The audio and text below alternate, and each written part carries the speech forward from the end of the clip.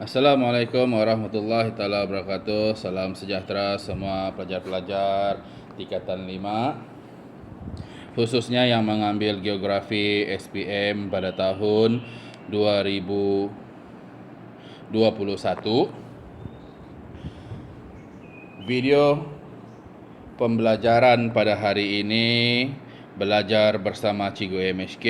Kita akan sambung video yang pertama pada video yang lepas, graf bar berganda, graf garisan berganda, dan catepai.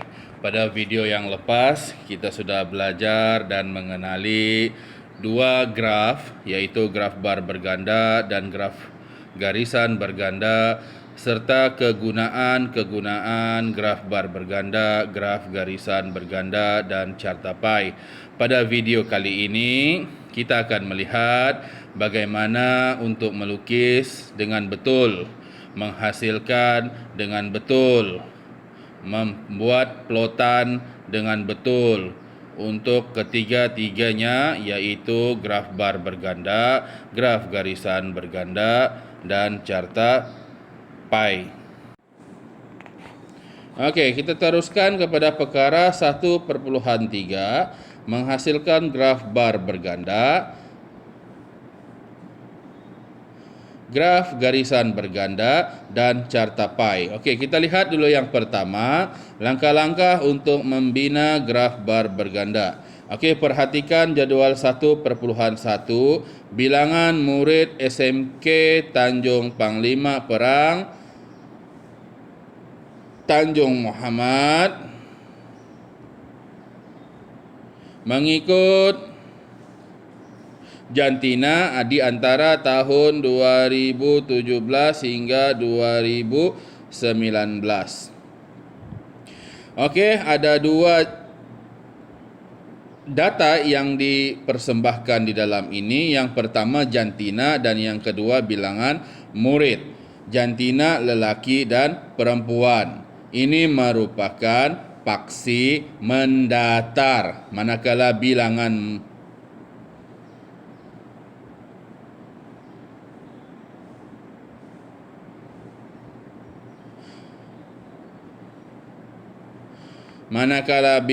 murid adalah paksi menegak.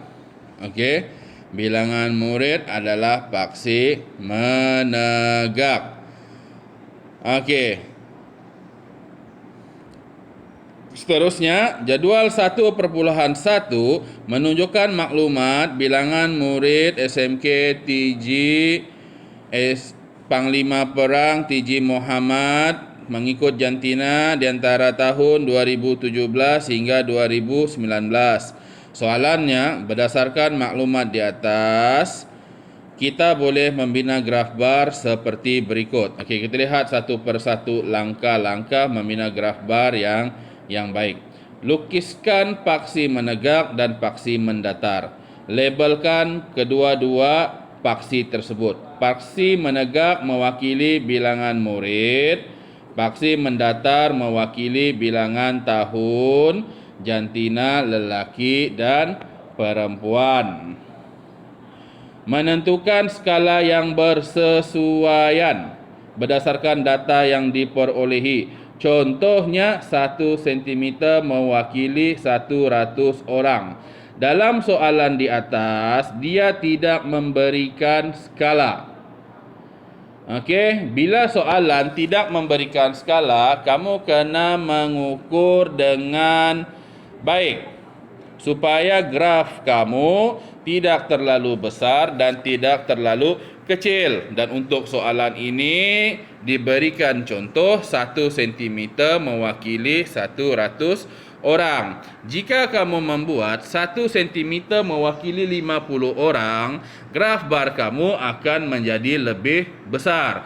Ataupun kamu membuat skala yang kedua, 1 cm mewakili 200 orang, graf bar berganda kamu akan menjadi lebih kecil. Jadi penentuan skala amatlah memberikan impak kepada persembahan ataupun kepada penghasilan graf bar kamu. Okey. Jika dalam soalan diberikan skala, maka kamu kena akur dan mengikut skala yang telah diberikan. Okey, faham? Dan kamu kena buat begini ya anak-anak, siap berlabel. Bilangan murid per orang.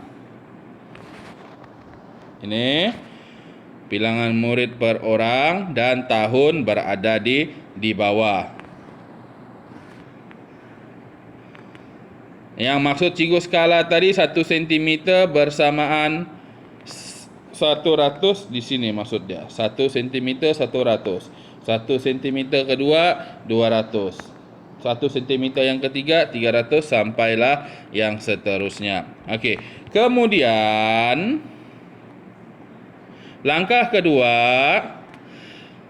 lukiskan bar-bar mewakili bilangan murid lelaki dan perempuan mengikut tahun. Tinggi bar menunjukkan bilangan murid. Lukiskan seperti gambar rajah di sebelahnya.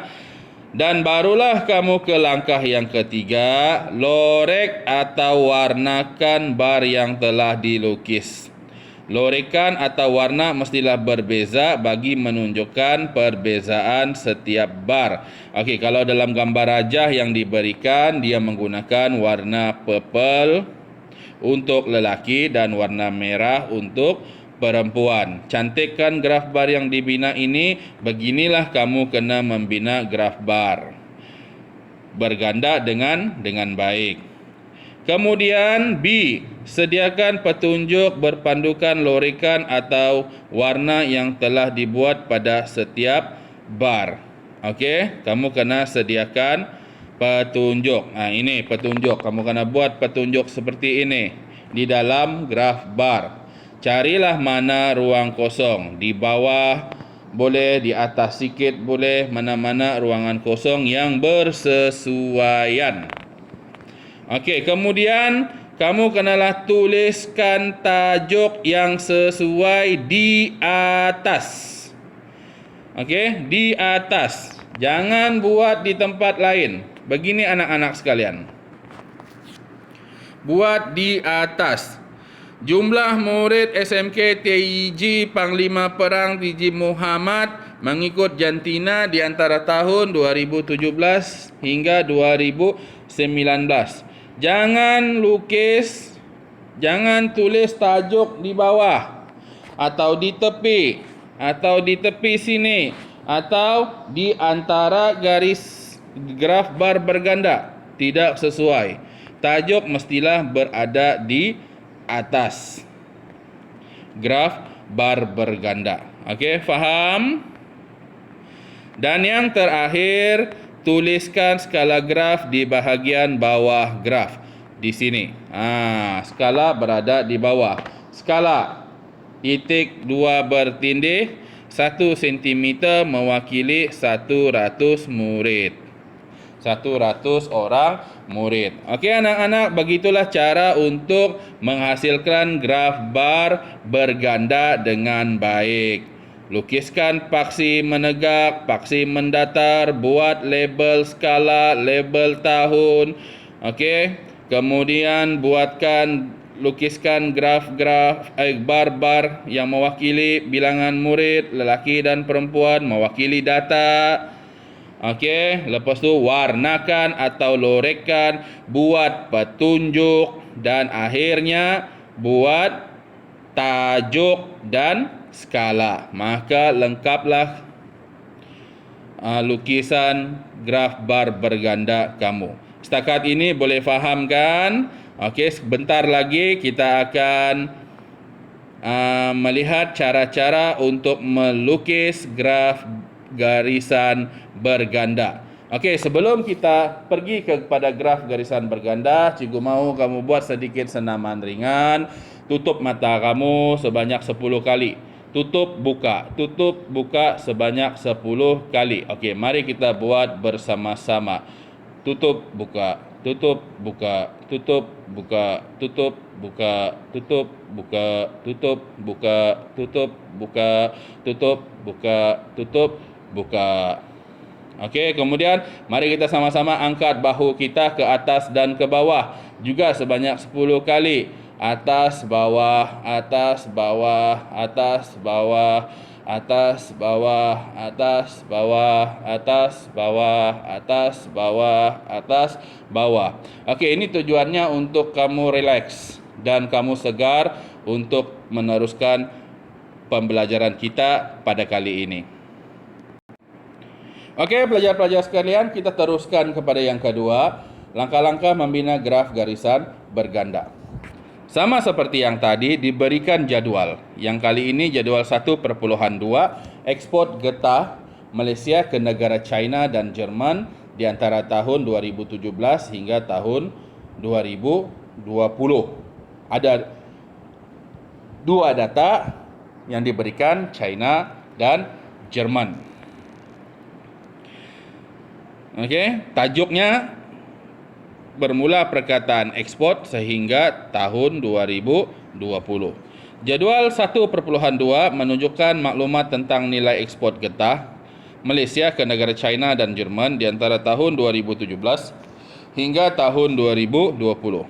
Soalan dia, berdasarkan maklumat dalam jadual di atas, kita boleh membina graf garisan berganda seperti berikut. Sama seperti graf bar berganda.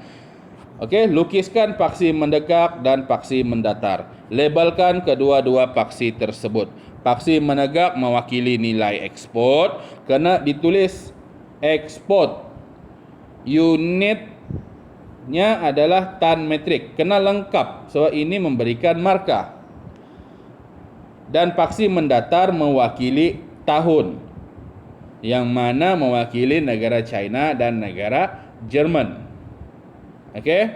Yang ketiga, menentukan skala yang bersesuaian berdasarkan data yang diperolehi. Contohnya, 1 mewakili 5,000 tan metrik. Sama juga cikgu sebutkan tadi, kalau soalan ada berikan skala, ikut skala soalan. Kalau soalan tidak berikan skala, maka kamu kena menentukan skala yang bersesuaian agar tidak terlampau kecil dan tidak terlampau besar. Okey, seterusnya langkah yang kedua, tandakan X kecil. Okey, tandakan X kecil. Begini, X kecil, jangan X besar. Tandakan X kecil untuk menunjukkan nilai ekspor ke negara China untuk setiap tahun dan sambungkan semua titik-titik tersebut. Ulang semula langkah A dan langkah B untuk menunjukkan ekspor ke negara Jerman.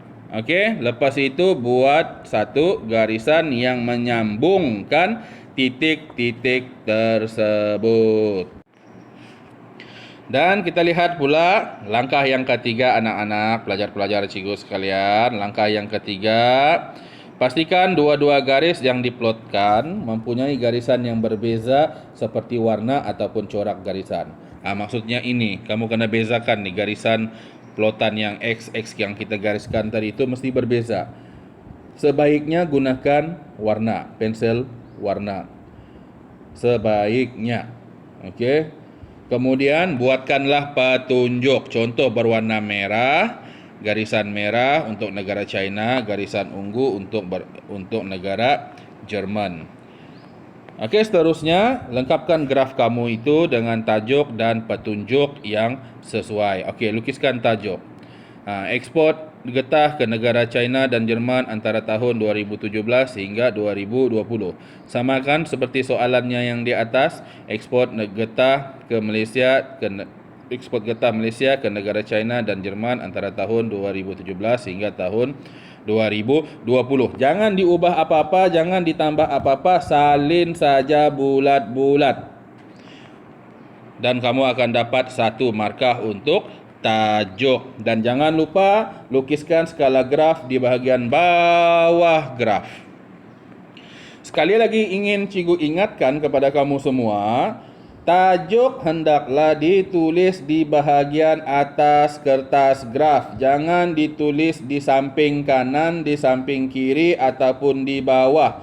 kedudukannya yang cantik dipandang mata adalah di bahagian atas kertas graf. Okey, faham? Okey, setakat ini kita rehat lagi. Kita buat lagi senaman. Okey, genggam-genggam tangan kanan kamu, genggam-genggam tangan kiri kamu supaya kamu refresh, supaya kamu segar, otak kamu segar untuk menerima pembelajaran yang seterusnya. Okey, pelajar-pelajar, cikgu sekalian, kita teruskan pembelajaran kita pada kali ini.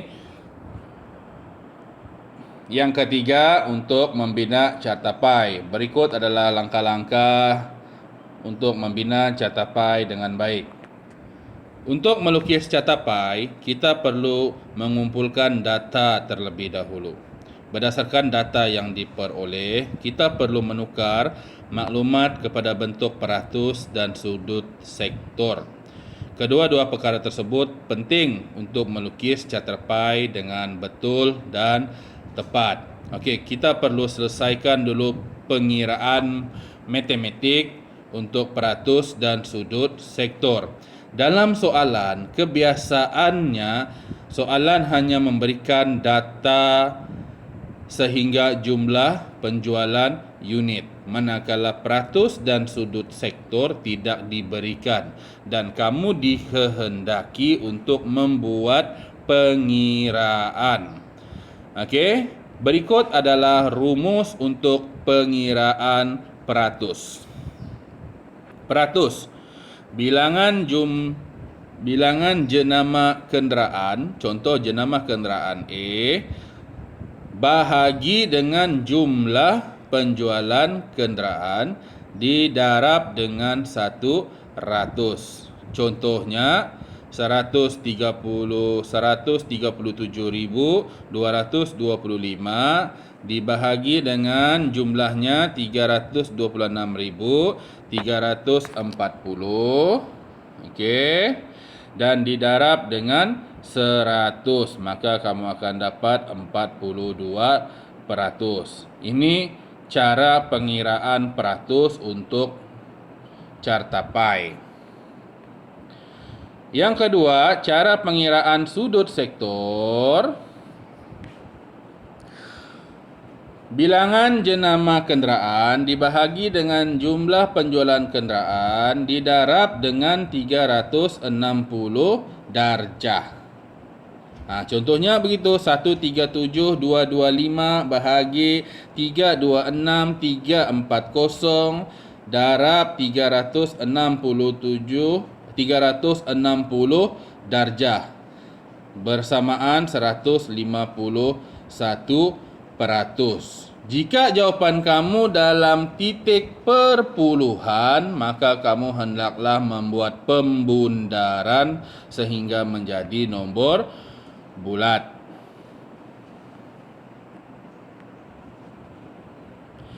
Okey, dan kamu kena kira untuk jenama kenderaan A, B, C, D sehingga E.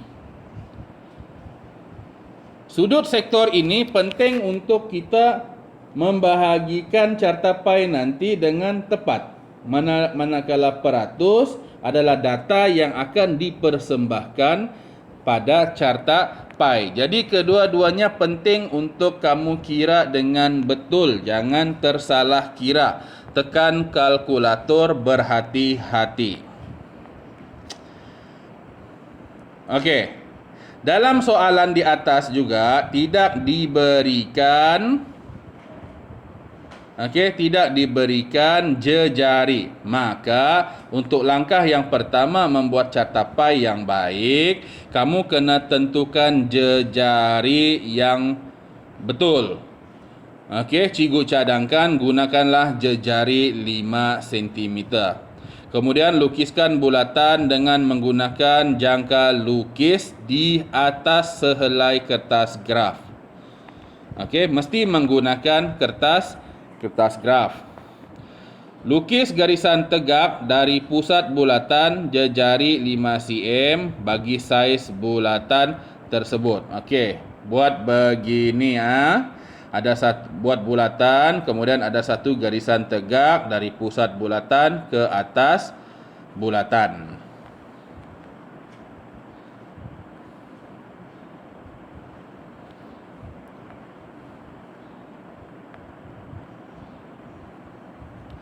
Okey, langkah kedua, letakkan jangka sudut secara menegak di atas garisan jejari bulatan.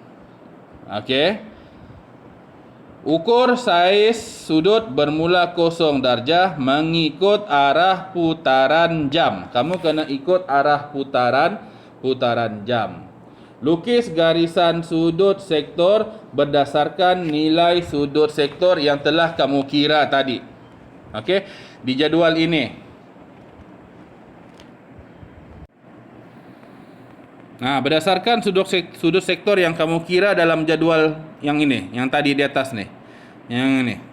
Semua kita kena buat dari jenama kenderaan A sampai jenama kenderaan E. Okey, setelah siap kamu buat sudut sektor dalam carta pi tersebut, okey, langkah yang ketiga, lorek atau warnakan setiap sudut sektor yang telah dibuat. Lengkapkan dengan nilai peratus setiap sektor yang kamu tulis dan tuliskan petunjuk. Nilai peratus kamu kena tulis di dalam carta pi. Okey, kamu kena tulis setiap peratus dalam sudut sektor tersebut.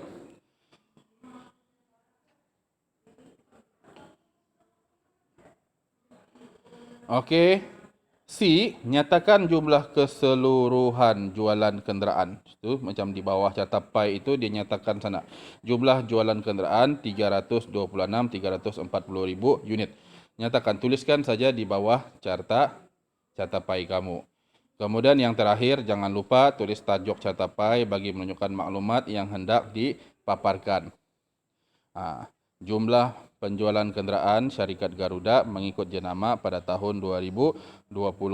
Sama seperti di soalan, jumlah penjualan, tengok ya, sama kan seperti di soalan, jumlah penjualan kenderaan syarikat Garuda mengikut jenama pada tahun 2020. Jangan diubah walau sedikit pun, jangan ditambah walau sepatah perkataan kamu sendiri. Tulis sahaja bulat-bulat. Okey, begitu. Okey, maka dengan itu tamatlah sudah video pembelajaran bersama Cikgu MSK pada kali ini. Untuk video yang kedua, insyaAllah kita akan sambung kepada video yang ketiga untuk bab 1.4, subtopik 1.4, menganalisa graf bar berganda, graf garisan berganda dan carta pi dengan baik. Okey, kita tamatkan video kita pada kali ini. Latihan nanti Cikgu akan beri dalam grup WhatsApp kita. Okey, perhatikan grup WhatsApp kita, buat latihan yang Cikgu berikan. Kalau ada apa-apa masalah, jangan segan, jangan malu, boleh berhubung dengan Cikgu melalui aplikasi WhatsApp, Telegram, dan message, SMS. Okey, anak-anak sekalian, sampai jumpa lagi di video yang ketiga. Assalamualaikum warahmatullahi wabarakatuh. Salam sejahtera.